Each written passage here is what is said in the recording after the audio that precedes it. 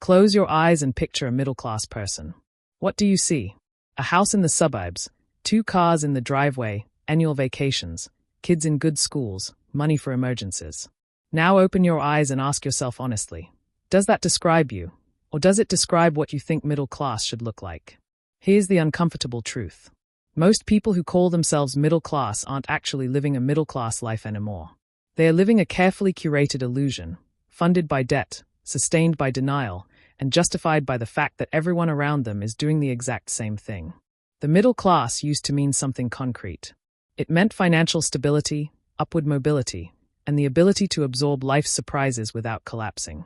Today, it's become a psychological identity rather than an economic reality. You can earn $80,000 a year, own nothing, owe everything, and still confidently describe yourself as middle class because your lifestyle looks middle class from the outside. But lifestyle and financial position are not the same thing. One is about appearances. The other is about math. Let's start with income, because that's where most people anchor their class identity. If you earn $75,000 individually, you're doing better than about 60% of American workers. That sounds reassuring until you realize what it actually means. After federal taxes, state taxes, and payroll deductions, you're taking home somewhere between $52,000 and $58,000 depending on where you live. Divide that by 12 months and you're looking at roughly $4,500 per month to cover absolutely everything in your life. Now let's talk about what middle-class life is supposed to cost. The median home price in America recently crossed $420,000. To afford that home with a reasonable down payment, you need about $85,000 saved up front. Even with that, your monthly mortgage payment lands around $2,800 after insurance and taxes. Add utilities, maintenance, and the reality that houses break constantly, and you're spending over $3,200 per month just to keep a roof over your head. You've now spent 70% of your take-home income before buying food, driving anywhere, or turning on your phone. Transportation comes next. The average new car costs over $48,000. Finance that over 6 years and you're paying $750 per month before insurance and gas. Most middle-class households run 2 vehicles because American infrastructure demands it. That's another $1,500 per month disappearing into depreciation and fuel. At this point, someone earning $75,000 per year is mathematically underwater before considering food, healthcare, childcare, or student loans. But they still call themselves middle class because they have a house and a car, the symbols of middle class identity. This is where the definition breaks down completely. Having middle class things doesn't make you middle class if you can't actually afford them. What it makes you is overleveraged. The average household now carries over $145,000 in debt excluding mortgages. Credit cards, auto loans, student loans, personal loans, all stacked on top of housing debt. The median household is paying roughly $1,200 per month just servicing debt that isn't their mortgage. That's money moving backward. It's not building equity. It's not creating wealth. It's just paying for yesterday's decisions at tomorrow's expense. Real middle-class wealth used to include savings. Not aspirational savings or future intentions, actual money sitting in accounts providing security. Today, nearly 40% of Americans couldn't cover a $1,000 emergency without borrowing. Think about what that means. A blown transmission, a broken furnace, a medical bill. One moderately expensive surprise, and millions of self-identified middle-class households have to go into debt to survive it. That's not middle class. That's fragility with better marketing.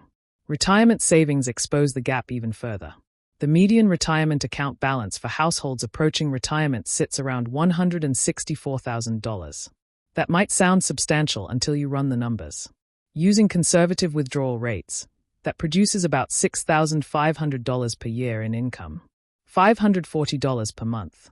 Even combined with Social Security, most retirees are facing a standard of living dramatically below what they maintained while working.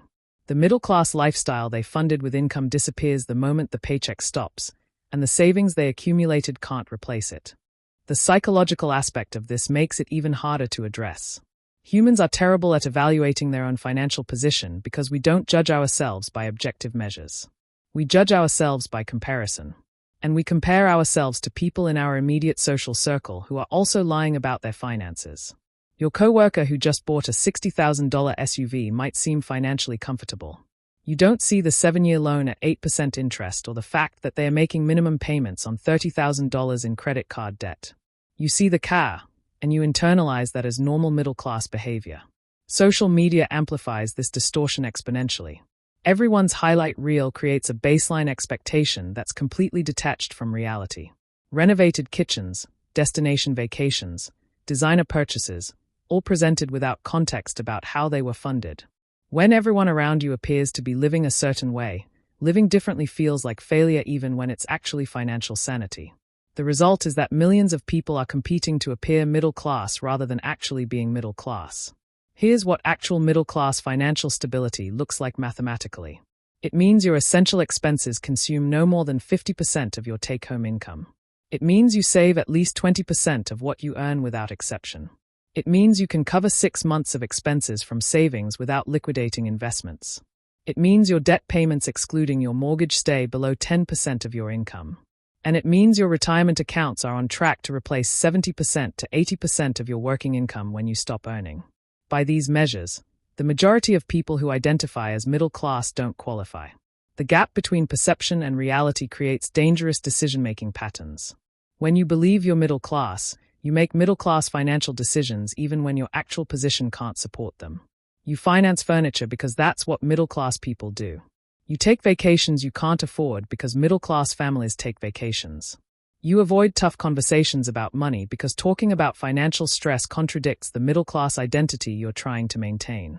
The identity becomes a trap that prevents you from dealing with the reality. College funding perfectly illustrates this disconnect. Middle-class parents assume they should be able to fund their children's education because that's what middle-class parents historically did. The numbers tell a different story. 4 years at a public in-state university now costs over $100,000. Private universities exceed $300,000. Meanwhile, the median household has less than $20,000 saved across all goals, not just education. The math doesn't work, but the expectation remains. The result is that families either take on crushing debt or they force their children into debt, all to maintain the appearance of providing a middle-class outcome. Healthcare represents another breaking point. Middle-class health insurance comes with deductibles averaging $1,600 for individuals and $3,500 for families. That's just the starting point before insurance covers anything. Out-of-pocket maximums often exceed $8,000. One serious illness or injury can easily cost a middle-class household $10,000 to $15,000 even with insurance. For families living paycheck to paycheck while calling themselves middle class, that kind of expense is catastrophic. It's the difference between financial stress and financial collapse. The core problem isn't that being middle class has become impossible. The core problem is that the cost of appearing middle class has outpaced the income required to actually be middle class. The lifestyle inflated faster than wages. The symbols became more expensive while the substance became less accessible. And instead of adjusting expectations to match reality, millions of people chose to fund the gap with debt and call it normal. Breaking free from this trap requires confronting an uncomfortable identity crisis. It means asking whether you're actually middle class or just performing middle class. It means evaluating your financial decisions based on math rather than social expectations. And it means accepting that living below the lifestyle you think you should have might be the only path to eventually affording the life you actually want. The average person isn't failing because they lack discipline or intelligence. They are failing because they are aiming at the wrong target. They are optimizing for appearance rather than stability. They are defending a class identity that no longer serves them financially. Once you see this clearly, the path forward becomes obvious even if it's uncomfortable. You stop comparing yourself to people who are also struggling in silence. You stop funding a lifestyle you can't afford. And you start building actual financial security rather than the illusion of it. If this perspective challenged something you believed about your own situation, that's the point. Real progress starts with real honesty. Hit the like button if this made you think differently, and subscribe if you want more content that cuts through financial noise and delivers clarity instead. Thanks for watching.